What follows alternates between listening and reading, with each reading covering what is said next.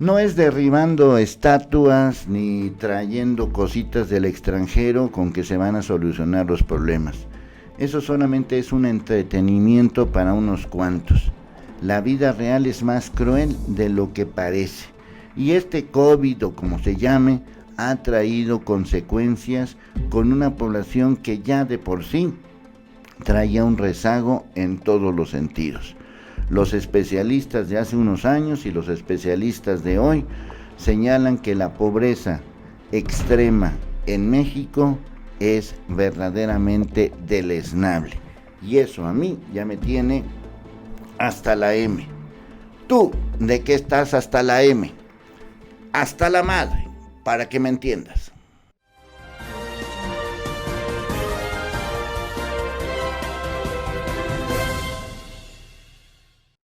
Traer el penacho de Moctezuma no va a hacer que haya menos pobres en México. La pobreza indígena en México está en niveles altísimos. Y por más que le digan y por más que le busquen, esta pobreza indígena continuará. Y me voy a remitir a varios datos que confirman lo que he estado diciendo desde hace años y que lo hemos vivido constantemente, desde tiempos ancestrales. Según este dato publicado en septiembre de 2018, es decir, que le corresponde a otros gobiernos, 7 de cada 10 indígenas en México son pobres. 3 de cada 10 integrantes de la comunidad indígena presentan rezago educativo, incapacidad de alimentarse, baja calidad en sus viviendas. 2 de cada 10 no tienen acceso a instituciones para la salud. Esta es la realidad publicada en 2018. No creo que haya cambiado 2 años después, pero doy la referencia. Aquí hay los indicadores oficiales. Indicadores de carencia social 2008-2018 en millones de personas. Aquí tenemos que ha habido una ligera disminución, pero aún así, del 2008 al 2018, población indígena, la población que carece de lo más indispensable aquí. La población indígena con la población indígena comparada aquí, y este es el dato. Población con ingreso inferior a la línea de la pobreza extrema por ingresos, aquí pueden ver, y aquí pueden ver. 2008-2018.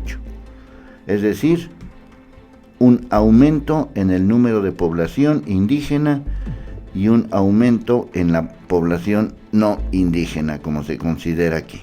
Población con ingreso inferior a la línea de pobreza por ingresos, aquí estamos viendo una ligera disminución, pero es el mismo número de personas, y aquí también un ligero aumento.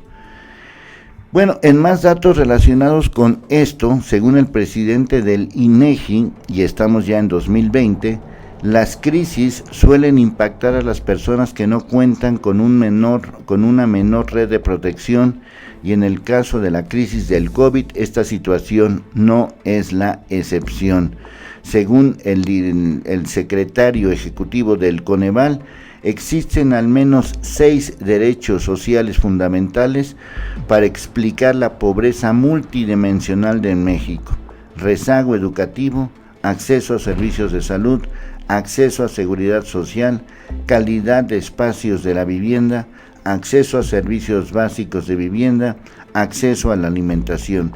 En este sentido, urgió a realizar mayores esfuerzos conjuntos para que la población más vulnerable pueda tener acceso efectivo a todos estos derechos, primordialmente acceso a la alimentación, que de acuerdo a este hombre, aún previo a la contingencia sanitaria, 25 millones de mexicanos sufren de carencias de acceso a la alimentación, y si vemos datos puntuales que tienen que ver con la dieta de los mexicanos, aún podemos ver que hasta el 50% de los mexicanos no pueden contar con una dieta balanceada para su alimentación, sobre todo de consumo de frutas y verduras. Estos ya son datos que, como pueden ver, son de octubre del 2020.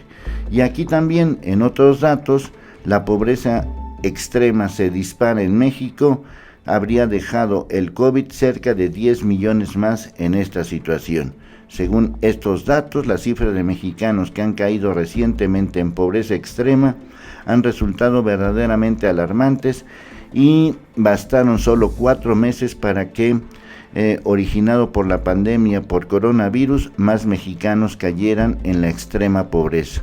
Este es el Programa Universitario de Estudios del Desarrollo o de Estudios de Desarrollo de la UNAM, donde esta persona estimó que tan solo entre los meses que abarcaron de febrero a junio, la pobreza extrema por ingresos habría pasado de 22 a 32 millones de mexicanos ante las medidas de confinamiento. Bueno, pues ahí están los datos.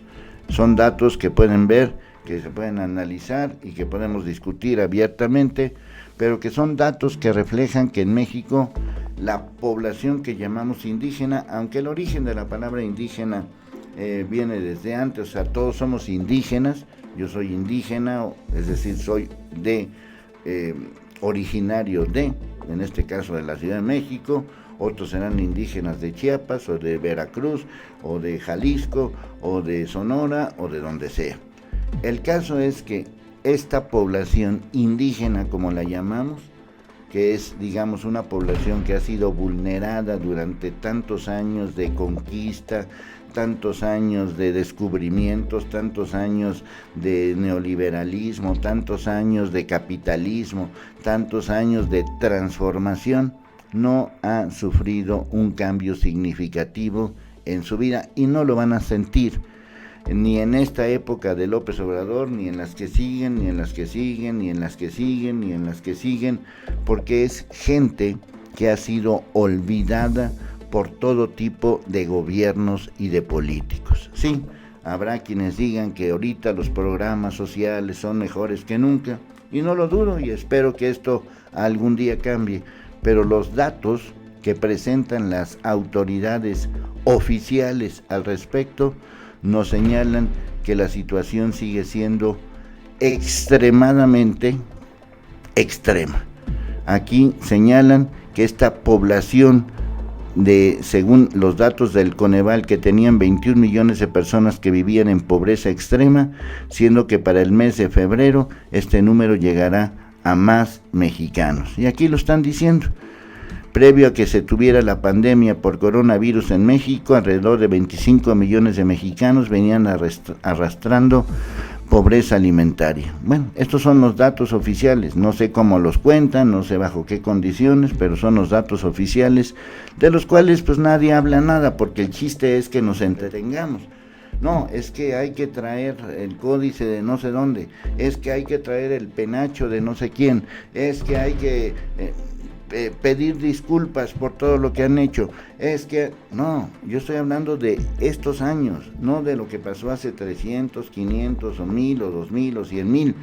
Estoy hablando de estos años, el fin de una era neoliberal y el inicio de esta nueva era, que quién sabe cómo se llamará, pero que tiene estos datos. Son datos del 2018, 2019 y 2020.